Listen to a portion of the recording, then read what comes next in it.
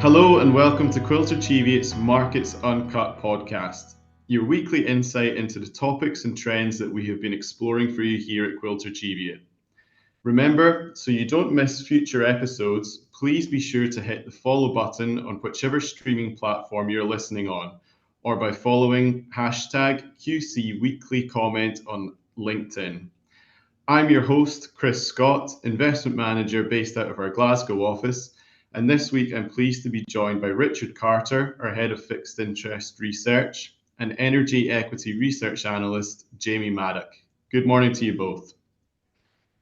Richard, last week, Bank of England Governor Andrew Bailey said that he expects a significant fall in inflation, casting doubts on the need for further interest rate rises. Do you believe this to be the case? And what risks are there that the central bank may continue to increase rates? Yes, we hope it's going to be the case, although obviously the sort of Bank of England has a checkered history in terms of its inflation forecasting recently, so probably take it with a pinch of salt. But most forecasts have CPI gradually coming down over the next sort of year or so, not quite back to 2% target, but heading in that direction. And as long as sort of energy prices, which we're going to talk about later, but as long as energy prices are reasonably well behaved, then they should get the inflation rate down. I mean, food prices are stabilizing, although you've still got very strong wage growth in the UK. So that's kind of causing some issues, particularly around core inflation. So it is going down. Hopefully that means that we're getting to the peak in rates and only maybe one or two more to go. That would be ideal. I think what I would say about some of the comments of the Bank of England last week is that their tone has slightly changed in terms of they do sound more worried about the risk of over tightening. I think now they see some data in the housing market, some of the real leading indicators in the jobs market as well suggest that there is a bit of a sort of crack in some areas of the economy because of high rates, and I think they're pretty mindful that if they go too far, they could trigger quite a nasty recession. So I think that's what we're seeing from Bank of England, and I think markets kind of will probably welcome that if they start to tone down the rhetoric a bit. Thanks, Richard. And Jamie, our listeners will have noticed a rise in fuel prices at local petrol stations. Can you give us the background as to why oil prices are increasing, and if you think these inflated prices will be here to stay? The primary reason that we've seen the sharp pickup in crude oil prices recently is just the action Saudi Arabia have taken to cut supply from the markets. And really, when you look back at the year to date, that's pretty much the story that's unfolded. So supply has continued to drive higher from a number of different regions, the US principally, but others have been contributing too. And against that, economic data has been, well, weakening, but reasonably strong in the back of the China opening.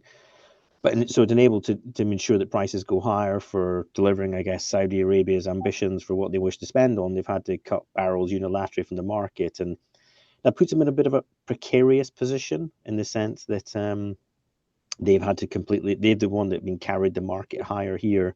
So then I guess by extension of that, how is that translated into higher fuel prices at the pump? Well, obviously the cost of the barrel that goes into that has gone up, and then the product that comes out of that is gone up as a result too. But there's a bit more complexity to it beneath that. So the Saudi Arabian barrels are heavier, and what that means is that the products you can get from them are slightly different to the types of products you can get from other oils. So by removing these heavier barrels from the market, you actually get less of the products that we actually need, the industrial products. So for example, diesel, and that's primarily the reason why something like that has picked up more so, and also reflects a sort of a mix shift of the refining capacity that we have in the world. So US refiners typically have relied upon lighter crudes and have been designed in that way. And then as a result, when you have these heavier crudes removed from the market, you get a slight mix and shift in the underlying product that's delivered. I guess all that is to be put against the backdrop really of the fact that inventories for both diesel and petrol are low and have been falling, particularly within the US and less so in Europe. And as a result of that, refiners have been running as hard as really can with the products that they can get access to from the oils that they're being sold to produce that they have. So as a result of that, you've seen prices where they are today. So to answer your questions, though, on the longer term, there is quite a large amount of refining capacity due to come online next year. We've seen a large amount of capacity taken out this year and last year, and that's primarily been in North America.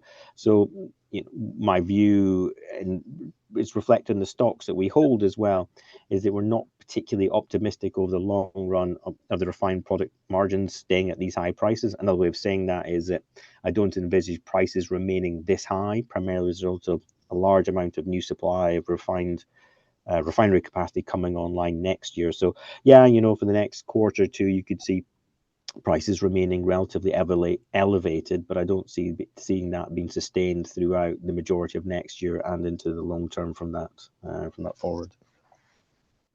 Thanks, Jamie. And as a follow-up question to yourself, if we roll the clocks back to this time last year, there were real concerns about the availability and price of gas, particularly around Europe, which was driven by the war in Ukraine.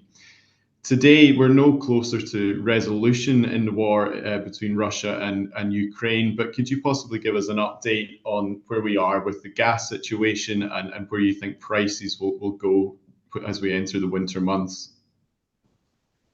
I mean, Europe and the UK have made significant progress really on reducing the dependence upon reducing the dependence upon cheap Russian pipe gas. There is still some coming into Europe, and there's still a reasonable amount coming in from what we call liquid natural gas. We've had to pay a high price for that. And what I mean by that is the price that's had to be paid to the countries that have the excess gas capacity to enable them to see the economics as being attractive enough to come to Europe. But basically, we've paid that price. And as a result of that, inventories of gas in Europe and the UK have risen. And we're getting up to almost capacity, which is a really good position to be in ahead of winter. And that's why we've seen prices sharply lower.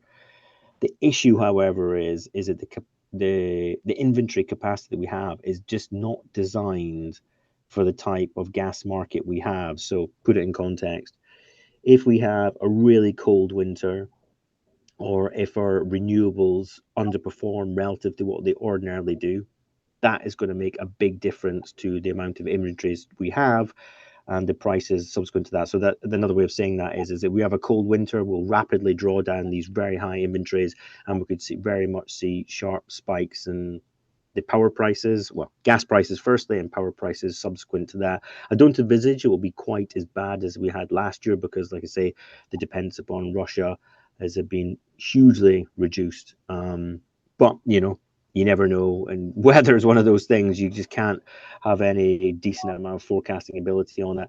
And then over the near term, we've seen more recently there's been some threats of strikes, and I think maybe even it's going to be going ahead on one of these large liquid natural gas facilities in Australia, whereby the employees are looking for better terms and conditions and are threatening to shut down, I think, what is roughly about 10% of the floating liquid natural gas market. So were that to shut down for even a relatively short period of time, we could see spikes. And even in last week, we saw a couple of days where we had 10% plus spikes in the European natural gas price, which pushes power prices up. At the margin, that just talks of the fact that we have a fairly finely balanced system at the moment for gas prices as we're trying to reduce our reliance upon Russia. Perhaps this time next year, we won't have the same volatility in price because we'll have reduced it to the extent even further from where we have. So we're not out of the woods yet, but I don't envisage a repeat of what we have here. And as I say, whilst these sort of strikes are sort of short-term issues, the real big one comes down to how cold or not winter is going to be.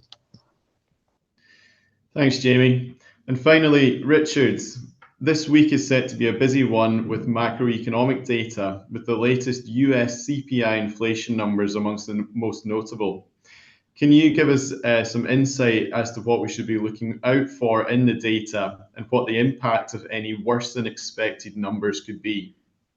Yeah, that's all right, Chris. So, I mean, we don't have the Fed and the Bank of England meeting this week, but they do meet next week. And I mean, I think of those two, the Bank of England's more likely to potentially hike rates than the Fed. But there's a couple of important data points. So this week we've got UK wages coming out. So they've been really strong, and you know, much to the surprise of the Bank of England how strong they've been. So if they're bad, you know, that could be you know, another sign that the Bank of England may be raising rates next meeting. We've also got inflation numbers in the US. Headline rate of CPI might pick up a bit because of a rise in petrol prices, but as long as the core rate keeps coming down, I think the Fed will be relatively relaxed about that. And then actually, although there's no Fed and Bank of England meeting this week, there's a ECB meeting, European Central Bank, and that's a very much a live meeting. Markets kind of 50-50 price for that one. Not quite sure if they'll be on hold or carry on, but if they do another rate hike, then potentially that could be the last one in the cycle, because you're definitely starting to see a few signs in Europe that of some weakness, particularly in Germany, and obviously higher interest rates not helping that. So yeah, it's a busy couple of weeks ahead on the macro front. Well, thank you both for those great insights, and to all of you for listening. Did you enjoy our discussion on the podcast today? We love to hear from our listeners, so please review the show now wherever you're listening and share it on your socials and tag us at Quilter Cheviot. To make sure you don't miss a future episode, tap the subscribe button. We will be back next Tuesday, but in the meantime, head over to our website, www.quiltercheviot.com, where you can read the accompanying market overview as well as subscribe to our weekly comment newsletter. You can also stay up to date with our thoughts on market news, industry insights, and our upcoming events and webinars on our website or our social media pages. Finally, if you have any questions you'd like to ask one of our experts for our next podcast, simply ask them via the weekly comments page on our website. We love to hear your questions. And that's it for today. So thank you, Richard and Jamie, for your time, and all of you for listening. See you next time.